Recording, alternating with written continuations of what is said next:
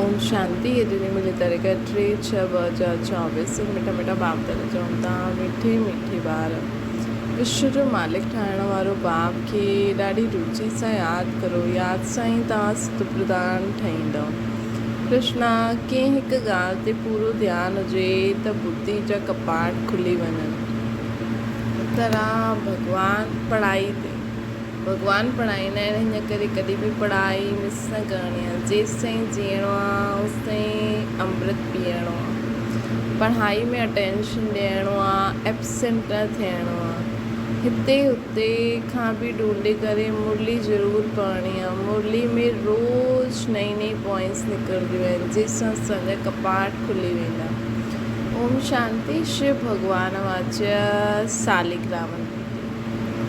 ये त सिधे कल्प में हिकु ई बार थींदो आहे। इहे बि तव्हां ॼाणंदा आहियो, कोई बि ॼाणे न सघे।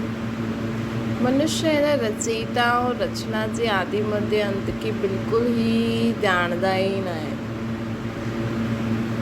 इहे त सॼे कल्प में हिकु ई बार शिव भगवान वाच्य सां सालिग्रामन प्रति थींदो आहे। इहे बि तव्हां ॼाणंदा आहियो, कोई बि ॼाणे न सघे। मनुष्य हिन रचयिता और रचना जे आदि मध्य अंत खे बिल्कुलु ई ॼाणंदा ई न आहिनि। तव्हां ॿार ई ॼाणंदा आहियो, स्थापना में विघ्न त पइणो ई आहे। इनखे चइबो आहे ज्ञान यज्ञ। बाप सम्झाईंदा आहिनि, हिन पुराणी दुनिया में तव्हां जो कुझु ॾिसंदा आहियो उहो सभु स्वाहा थियणो आहे। पोइ हिन सां हुन में ममत्व न रखिणो खपे। बाप अची करे पढ़ाईंदा आहिनि असांखे नई दुनिया जे लाइ। इहा पुरुषोत्तम संगम युग आहे। इहा आहे विश्व सं वाइसलेस। इहा आहे विश्व सं वाइसलेस जो संगम। जबकि चेंज थियणो आहे न। नई दुनिया खे चइबो आहे वाइसलेस वर्ल्ड। आदि सनातन देवी देवता धर्म बि हुयो। इहे त ॿार ॼाणंदा आहिनि, पॉइंट सम्झण जी आहे।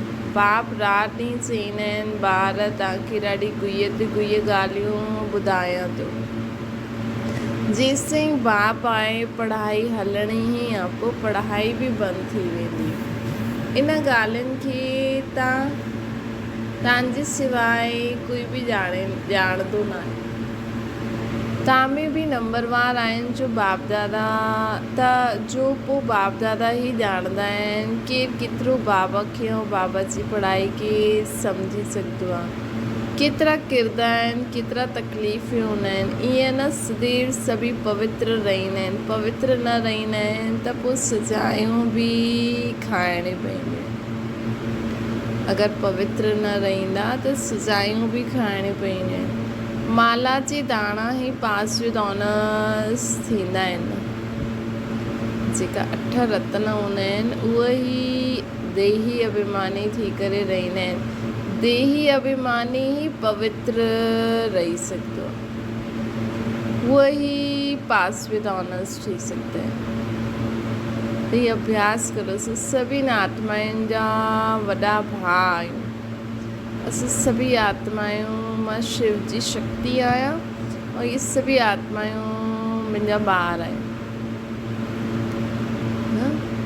त हीअं ई असां आत्म अभिमानी सदा ई रही सघंदा आहियूं। माला जा दाणा ई पास विद ऑनर्स हूंदा आहिनि न, पोइ प्रजा बि ठहींदी आहे। उहा इहा ॾाढी सम्झण जी ॻाल्हि आहे।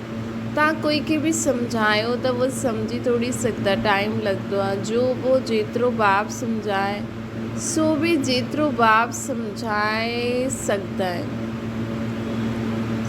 जेतिरो बाप सम्झाए सघंदा आहिनि ओतिरो तव्हां न।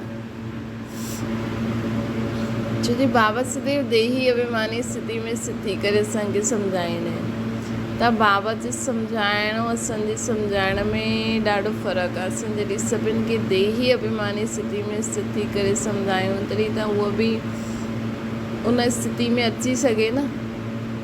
रिपोर्ट्स आदि जो ईंदियूं आहिनि उन्हनि खे बाप ई ॼाणंदो आहे। फलानो विकार में वियो, इहो थियो।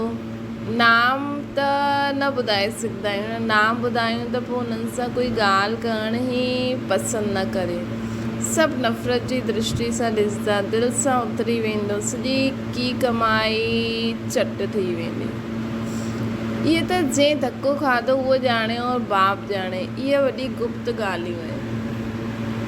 ॾिसो बाबा चवंदा आहिनि असांजे ई विच में ब्राह्मण परिवार में अहिड़ी बि आत्मायूं आहिनि जो विकार में वयूं आहिनि या वेंदियूं आहिनि, उहो त बाप ॼाणे या उहा आत्मा ॼाणे। पर तव्हां चईंदा आहियो फलानो मिलियो, हुनखे ॾाढो सुठो सम्झायो, इहा सेवा में मदद करे सघंदा आहियो, परंतु उहो बि जॾहिं सम्मुख हुजे न, सम्झो गवर्नर खे त सुठी रीति सम्झाईंदा आहियो, परंतु उहो थोरी कंहिंखे सम्झाए सघंदो, कोई खे सम्झाईंदा त मञंदा ई न, जंहिंखे सम्झाइण जो हूंदो उहो ई सम्झाईंदो, ॿियनि खे थोरी सम्झाए सघंदो। तव्हां ॿार सम्झाईंदा आहियो कि त काटनि जो जंगल आहे, असांखे हाणे हिनखे असां मंगल ठाहींदा आहियूं, मंगलम भगवान विष्णु चईंदा आहिनि, इहे श्लोक आदि सभु भक्ति मार्ग जा ई आहिनि।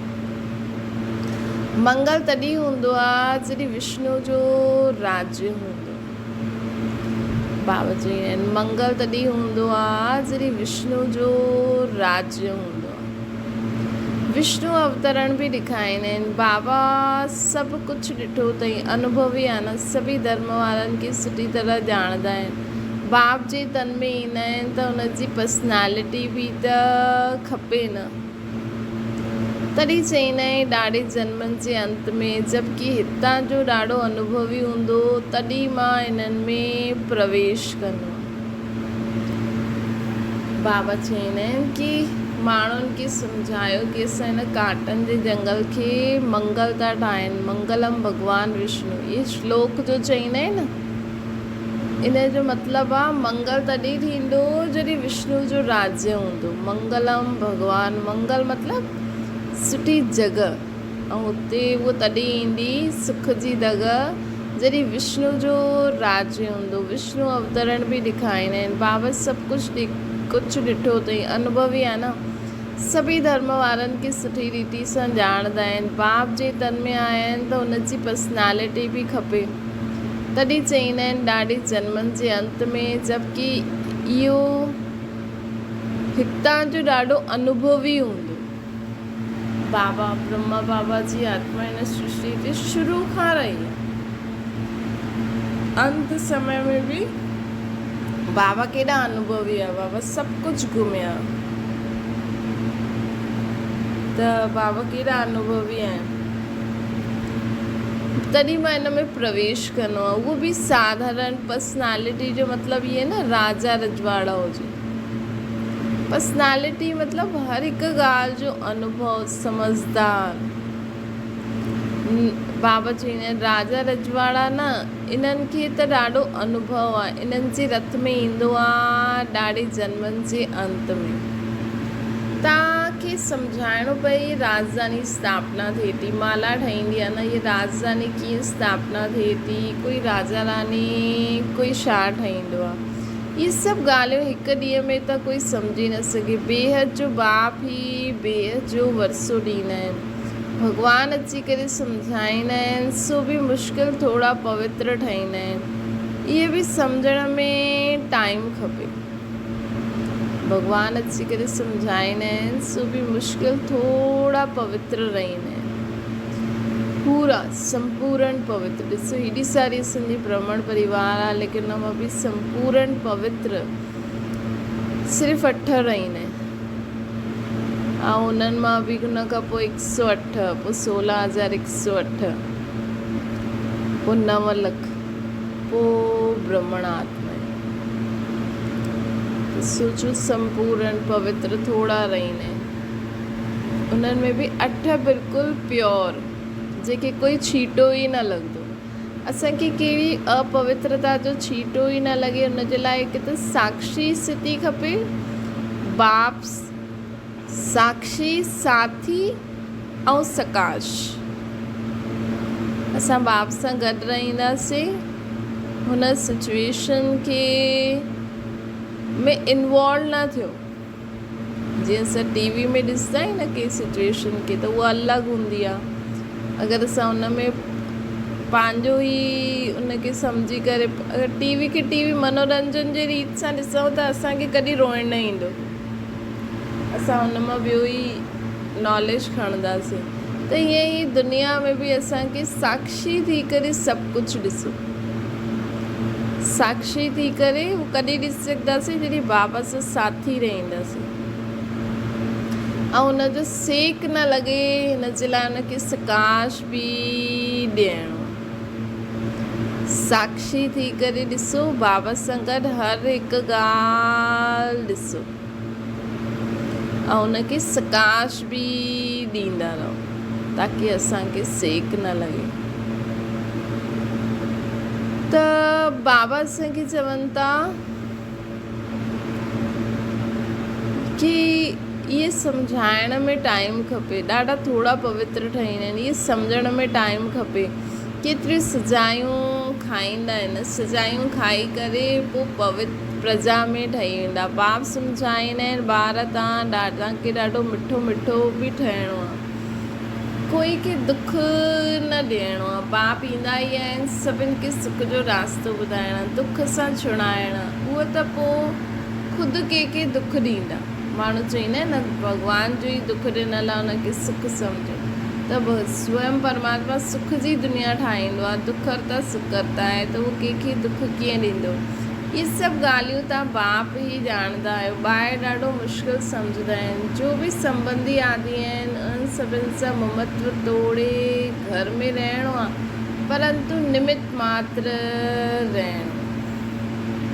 असांखे घर में रहणो आहे परंतु निमित मात्र रहणो आहे।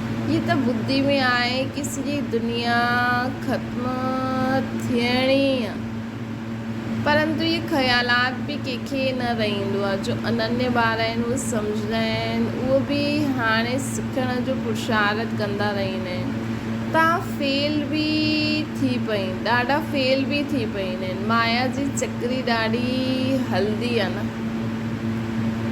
बाबा चवनि था, ॾिसो बाबा चवनि था मित्र संबंधनि सां रहो, लेकिन निमित मात्र बुद्धि में रहे कि ये सभु ख़त्म थियणा आहे। परंतु ये ख़्यालात बि कंहिंखे रहंदो न आहे। जो अनन्य आहे न उहे सम्झंदा आहिनि, उहे बि हाणे पुरुषार्थ करनि था सिखण जो, ॾाढा फेल बि थी वेंदा आहिनि। माया जी चक्री ॾाढी हलंदी आहे।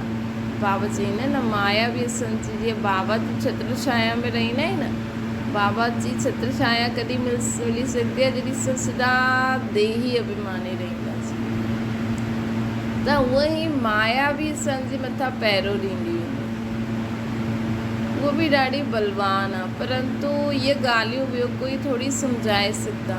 तव्हां वटि ईंदा आहिनि, सम्झाइणु चाहींदा आहिनि, सम्झणु चाहींदा आहिनि, हिते छा थींदो आहे, एतिरी रिपोर्ट्स आदि छो ईंदियूं आहिनि। तव्हां वटि ईंदा आहिनि, सम्झणु चाहींदा आहिनि कि आख़िर हिते छा थींदो आहे, एतिरी रिपोर्ट्स आदि छो ईंदियूं आहिनि। हाणे हिन माण्हुनि जी त बदिली थींदी रहंदी आहे, पोइ हिकु हिकु खे वेही सम्झाइणो पए। पोइ चईंदा आहिनि इहा त ॾाढी सुठी संस्था आहे, राजधानी जी स्थापना जी ॻाल्हियूं ॾाढी गुही ऐं गोपनीय आहिनि।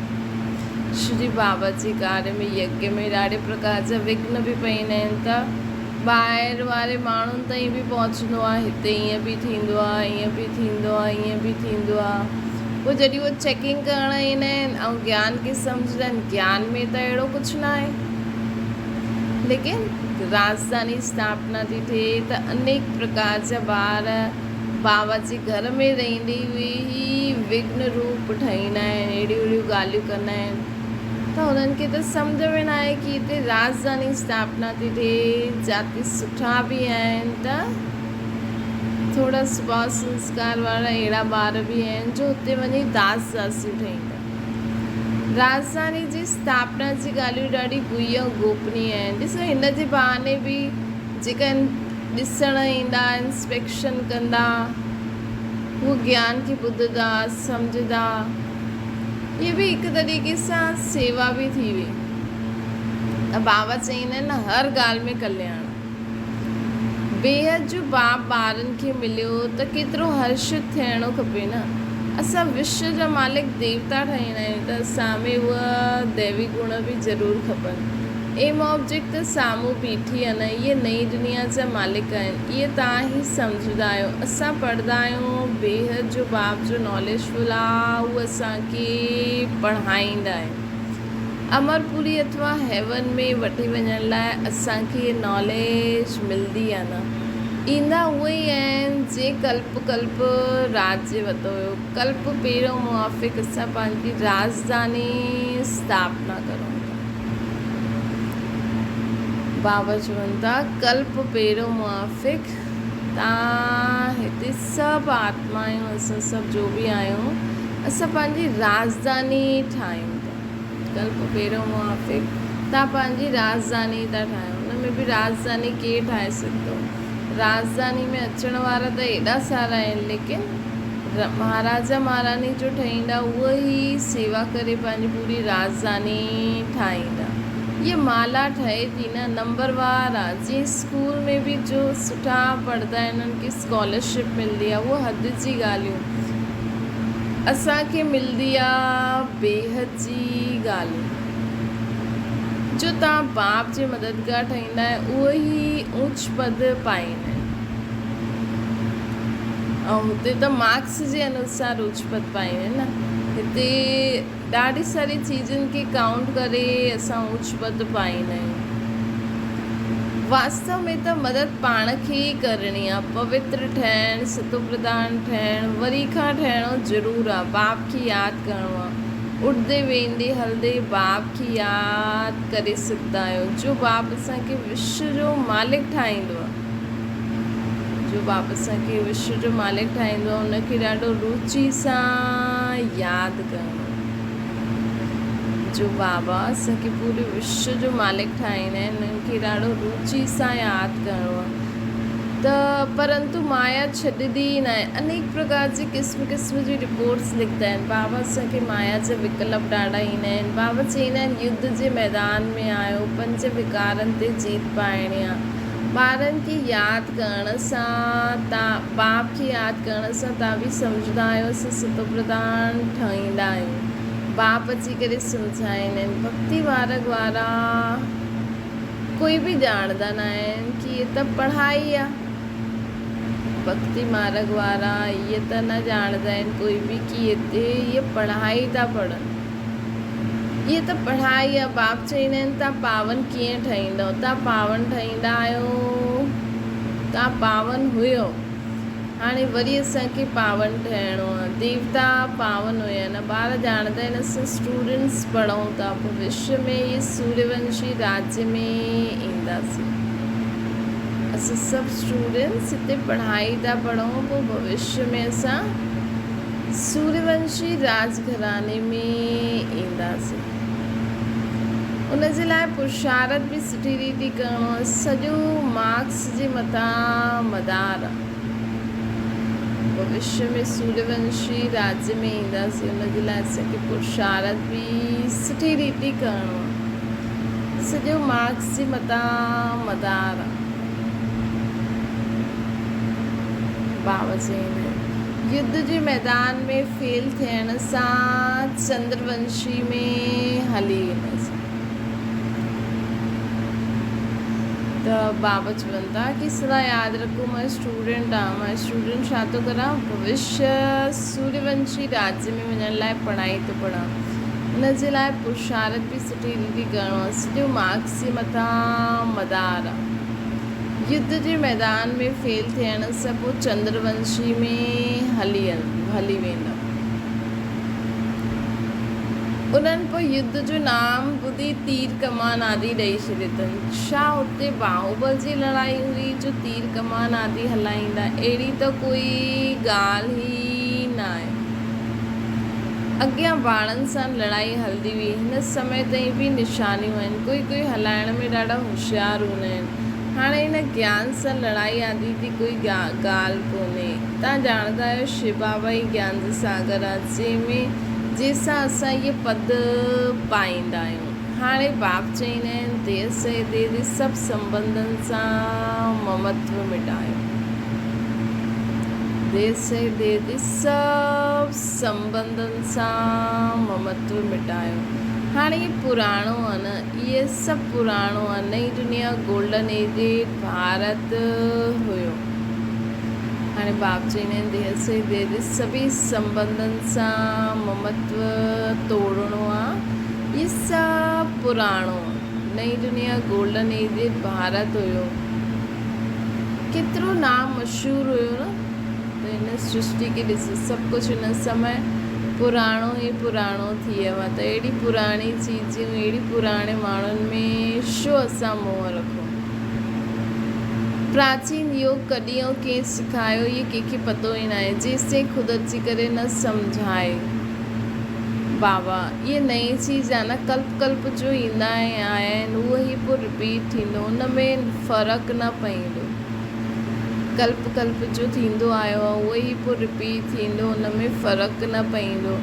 बाप चईंदा आहिनि हाणे ये अंतिम जन्म पवित्र रहण सां पोइ 21 जन्म तव्हांखे कॾहिं बि अपवित्र न रहणो पवंदो।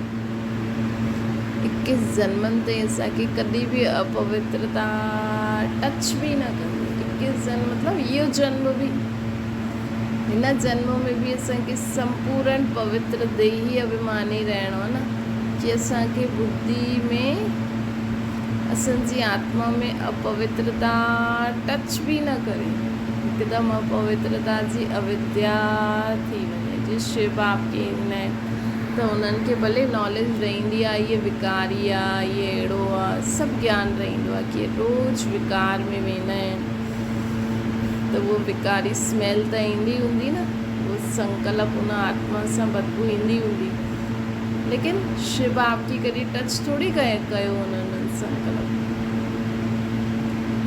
त बाबा चवनि था कि हाणे असांखे 21 जन्मनि जे लाइ पवित्रता जो वरसो वठिणो आहे। अंतिम जन्म पवित्र रहण सां 21 जन्म सां कॾहिं बि अपवित्र न थींदासीं। बाप केतिरो सुठी रीति सम्झाईंदा आहिनि, पोइ बि सभु हिकु रस थोरी पढ़ंदा आहिनि। राति ॾींहं जो फ़र्क़ु आहे, ईंदा आहिनि पढ़ण जे लाइ, पोइ थोरो पढ़ी करे गुम थी वेंदा आहिनि। जो सुठी रीति सम्झंदा आहिनि उहो पंहिंजो अनुभव बि ॿुधाईंदा आहिनि, कीअं असां आया, कीअं असां पवित्रता जी प्रतिज्ञा कई। बाप चईंदा आहिनि पवित्रता जी प्रतिज्ञा करे पोइ हिकु बार बि पते ठहियो त की कमाई चट थी वेंदी। असां पवित्रता जी प्रतिज्ञा करे पोइ हिकु बार बि अगरि विकार में वियासीं त सभु कमाई चट थी वेंदी। उहो अंदर में खाईंदो रहंदो, कंहिंखे बि चई न सघंदो कि बाप खे यादि करो। मूल ॻाल्हि त विकार जे लाइ ई पुछंदा आहिनि। तव्हां पढ़ाई, तव्हां ॿारनि खे पढ़ाई रेगुलर पढ़णी आहे। बाप चईंदा आहिनि असां तव्हांखे नई नई ॻाल्हियूं ॿुधाईंदा आहियूं। तव्हां आहियो स्टूडेंट्स, तव्हांखे भॻवानु पढ़ाईंदा आहिनि, भॻवान जा तव्हां स्टूडेंट आहियो।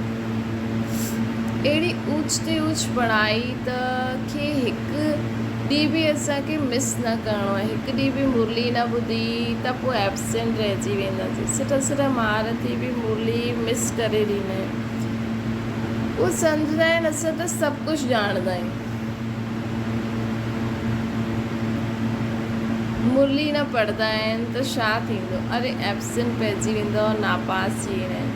जॾहिं पढ़ाइण वारो चए थो कि मां अंत समय ताईं ई तव्हांखे पढ़ाईंदमि त असांखे पढ़णो खपे न। बाप ख़ुदि चईंदा आहिनि रोज़ु, बाबा चईंदा आहिनि अरे एब्सेंट पइजी वेंदो, पढ़ंदो न, उन ॾींहुं कोई उहो एग्ज़ाम अची वञे जो मुरली में पॉइंट आयो, असांखे यादि न आयो त फेल थी वेंदासीं न। त बाप ख़ुदि चईंदा आहिनि रोज़ु अहिड़ी सुठी सुठी पॉइंट्स ॿुधाईंदो आहे जो समय ते सम्झाइण में ॾाढो कमु ईंदी आहे। न ॿुधंदव त पोइ कीअं कम में लाहींदव। जो समय ते सम्झाइण में ॾाढी घटि ईंदी आहे, न ॿुधंदव त पोइ कीअं कम में लाहींदव। जेसिताईं जीअणो आहे ज्ञान अमृत पीअणो आहे, शिक्षा खे धारण करिणो ई आहे। अंत ताईं बाप असांजो बाप बि आहे, टीचर बि आहे, सतगुरु बि आहे। ये टई संबंध असांखे अंत ताईं बाबा सां निभाइणा ई आहिनि। त बाबा जी पालना बि वठणी आहे, बाबा जी टीचिंग बि वठणी आहे, बाबा जी श्रीमत बि वठणी आहे। जेसि ताईं जीअणो आहे, अमृत पीअणो आहे, शिक्षा खे धारण करिणो आहे, एब्सेंट त कॾहिं बि न थियणो आहे। हितां हुतां खां ढूंढे करे कोई खां वठी करे बि मुरली ज़रूरु पढ़णी खपे। पंहिंजो घमंड न थियणो खपे। अरे भॻवान बाप असांखे पढ़ाईंदा आहिनि, हुन में त हिकु ॾींहुं बि मिस न थियणो आहे। अहिड़ी पॉइंट्स निकिरंदियूं आहिनि जो तव्हांजो कंहिंजो बि कपाट खुली सघंदो आहे।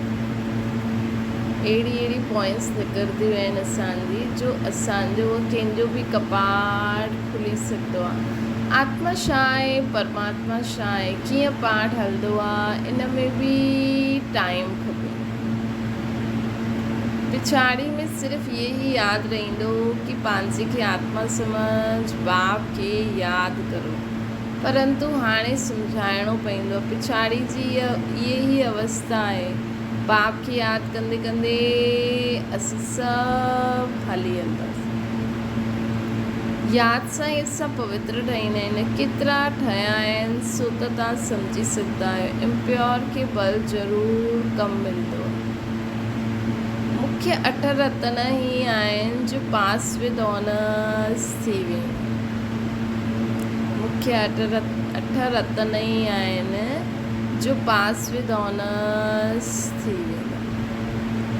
उहो कुझु बि सज़ा न खाईंदा, उन्हनि खे थोरो बि छीटो बि न लॻंदो। असांखे कोई बि अपवित्रता जो, विकार, बुराई, कमी कमज़ोरियुनि जो, दुख परेशानी, रोइणु चिल्लाइणु, इन जो कोई बि छीटो न लॻे।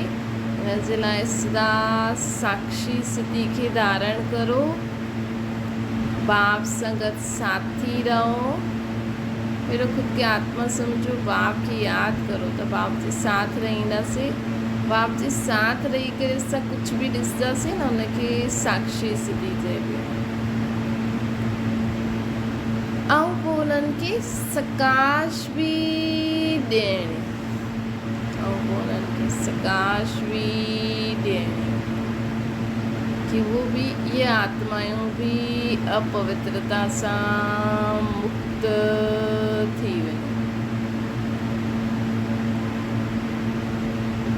त बाबा चवनि था कि मुख्य 8 रत्न ई आहिनि जो पास विद ऑनर्स थी वेंदा आहिनि। वो कुझु बि सज़ा न खाईंदा आहिनि। इहे ॾाढी महीन ॻाल्हियूं आहिनि। केतिरी ऊची पढ़ाई आहे,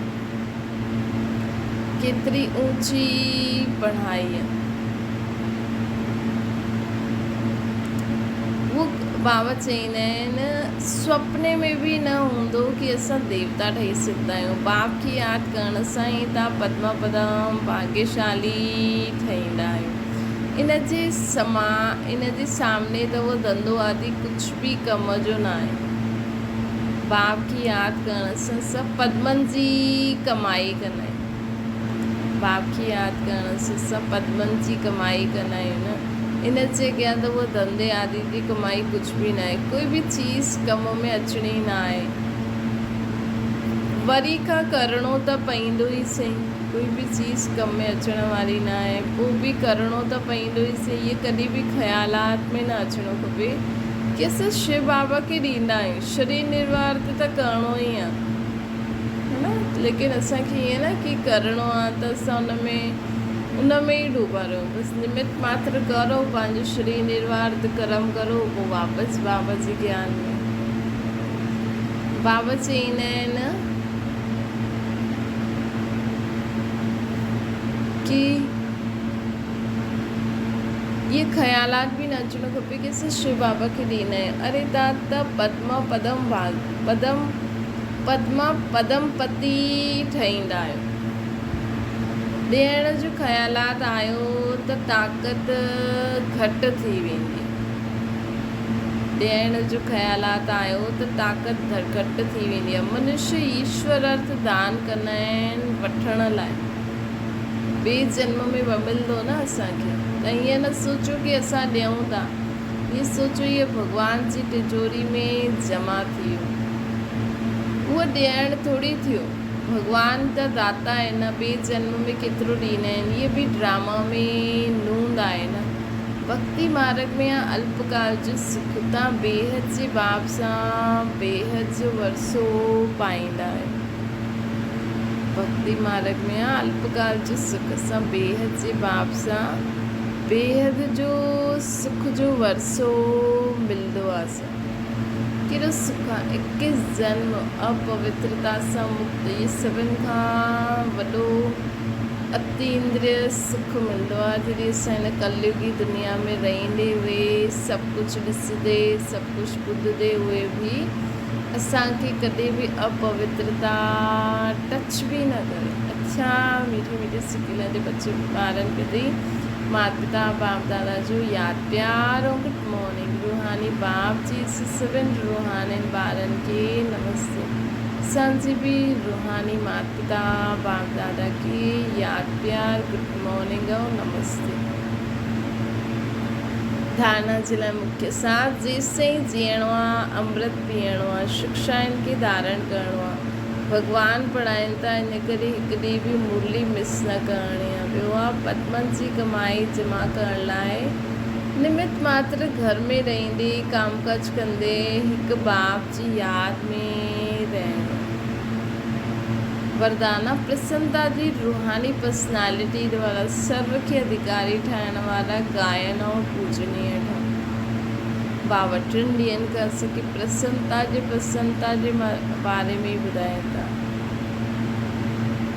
जॾहिं हद जी कामनायूं न हूंदियूं, कंहिंखे दोषी न ठहिराईंदासीं, तॾहिं असां सदा प्रसन्न ईंदासीं। बाबा चवनि था जो सर्व जी संतुष्टा जो सर्टिफिकेट वठंदा आहिनि उहे सदा प्रसन्न रहंदा आहिनि।